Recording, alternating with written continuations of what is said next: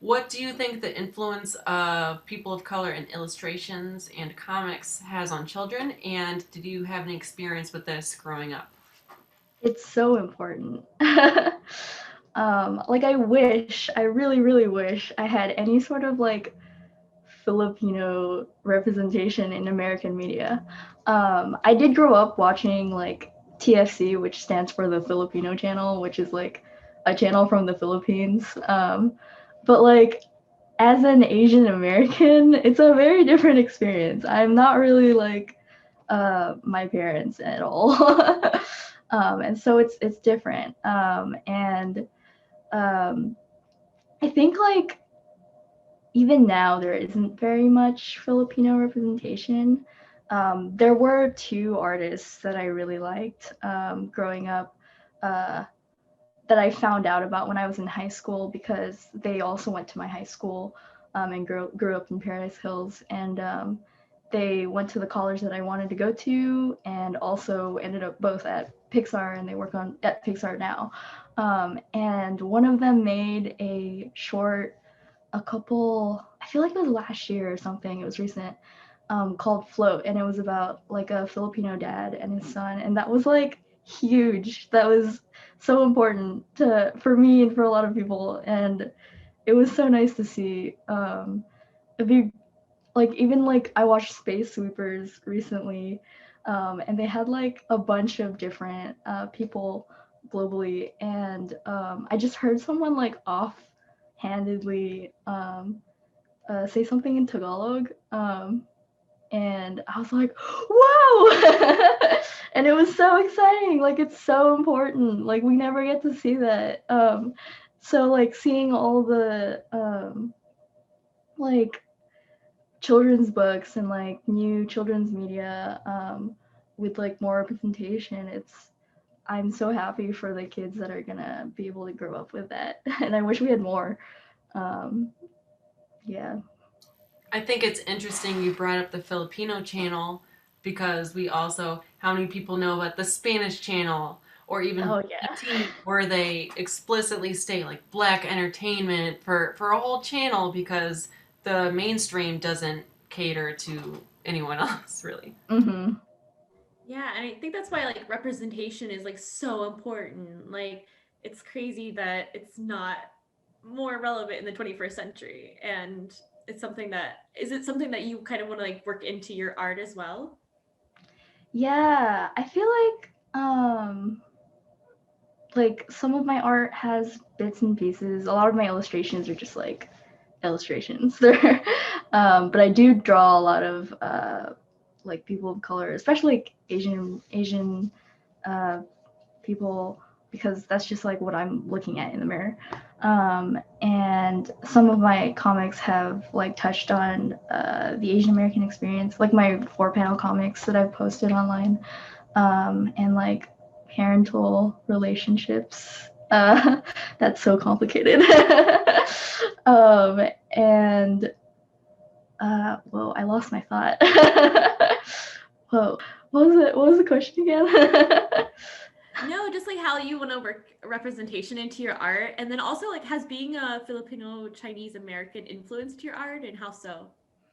Um, I think it's influenced it in like the sort of stories that I tell with my comics and like the sort of stories I'm wanting to tell in animation, hopefully.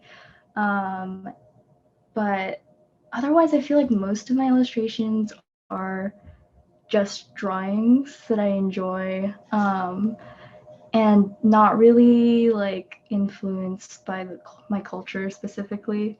So it would just be mostly my stories and my writing.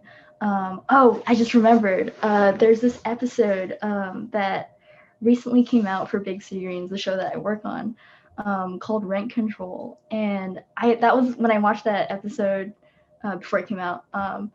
That's when I realized that Gloria, one of our characters, was Asian. I couldn't really tell because like they all like are different colors.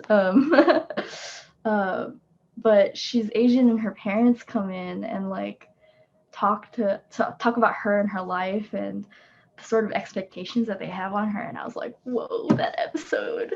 It was so good, and like it was really cool that the show like got to touch on that, because it is like kind of about like a white family from the countryside. So that was like a really awesome episode, and I'm really happy that they got to do that. And Kiana, who's like half Japanese, got to work on that episode a little bit to help the other storyboard artists, I think. And I really hope that I can contribute in like a similar way at some point.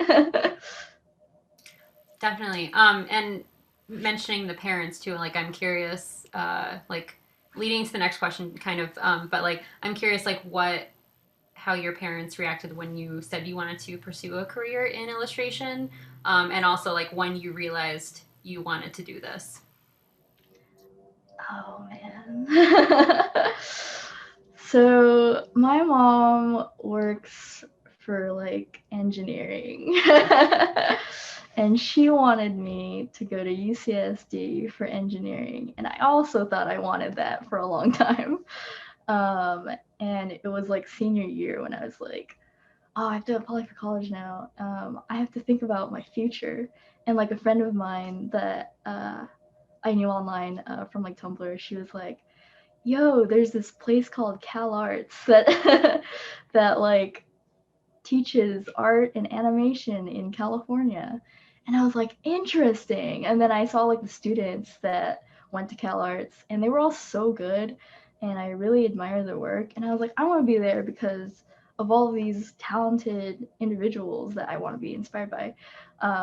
And so I chose Cal Arts specifically for animation. And my mom she was not happy. She was not happy at all. I think she was crying like when I was applying and like signing for the loans, which is also like terrible. We don't have the money to go to a special art school that costs $50,000 a year. I signed a $50K loan for a 12.5 interest rate when I was 18. All of that is so bad.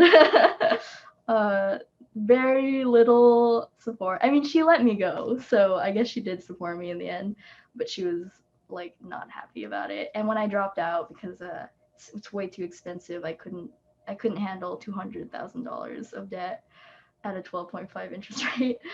When I came back, she was like, "So you're gonna go to engineering now?" And I was like, "No, please, please, no. Let me just try like something else, or like let me try to go to like a cheaper like specialized class, because there's a lot of classes that you can take for like art or specifically animation.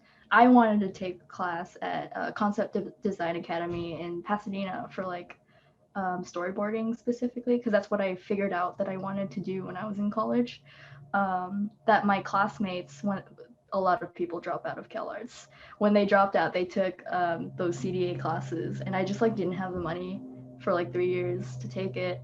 And then I finally did, and it all worked out in the end. But it wasn't until I got my job that my mom was like, "Good job, Anak." So you mentioned your struggles, especially with dropping out of college, maybe not feeling like enough at the time that it happened. Mhm. What advice would you give to other people that had to drop out of college for their career decisions? And also, how did that influence yours? I mainly dropped out of college because of the money. It's really hard to take on debt, and it really stuck with me for the 3-4 years that I was not employed in animation. um, and so before even signing up, I would really sit down with yourself and figure out if you are willing to take on that debt and the consequences that will happen afterwards. And if you drop out, that's fine. That's great. You don't need a degree to work in art. And animation doesn't require that either. They just want you to be good at what you do. And there's a lot of different options out there like Schoolism, Concept Design Academy, Brainstorm. There's so many different resources and there are mentorships that people are offering for free. Just like do your research, figure out what exactly you want to do, and really practice your work so that your portfolio gets better.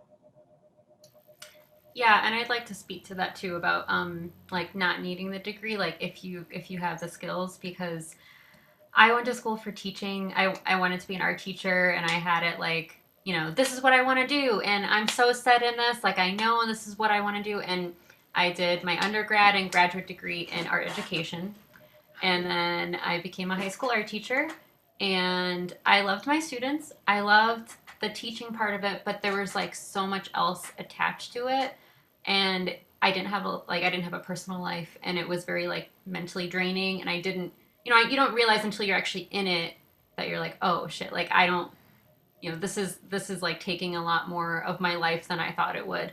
Mm-hmm. It was still definitely rewarding, but you know, then I had to make, after 3 years of teaching, I was like, I had to make that decision of, I just spent how much money, and you know, for 6 years of college.